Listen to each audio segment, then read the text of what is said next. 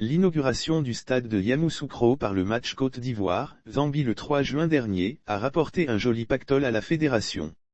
Homologué par la CAF après son achèvement complet, le nouveau stade de Yamoussoukro fait partie des 6 stades requis pour abriter la Coupe d'Afrique des Nations de football, CAN 2023. Le 6 juin 2022, le joyau de la capitale politique de la Côte d'Ivoire, a été inauguré par les éléphants lors de la première journée des éliminatoires de la CAN 2023 contre les Zambiens, victoire 3-1. La recette du match Côte d'Ivoire-Zambie. Les populations qui étaient très excitées à l'idée de découvrir ce nouveau stade ont massivement effectué le déplacement.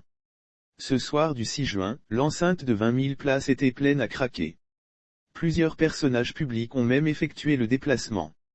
Malgré les velléités de boycott suscitées après la défaite de Didier Drogba à l'élection présidentielle de la Fédération ivoirienne de football, FIF, le soutien envers les éléphants s'est avéré massif. Lire aussi football / l'absence du mondial 2022, Didier Drogba tacle les éléphants selon la fédération qui a établi un budget prévisionnel lors de son assemblée générale ordinaire ce mardi 28 juin, ce match a généré un montant global de 19 millions de francs CFA entre billetterie et autres sources de revenus.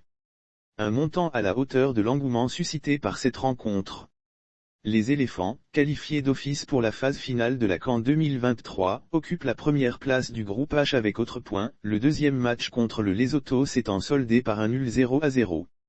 Le ministre des Sports Dano Paulin a d'ailleurs révélé que le stade de Bouaké sera également testé. La Selefanto y recevra en effet les Comores, lors des 2 prochaines journées des éliminatoires prévues en septembre.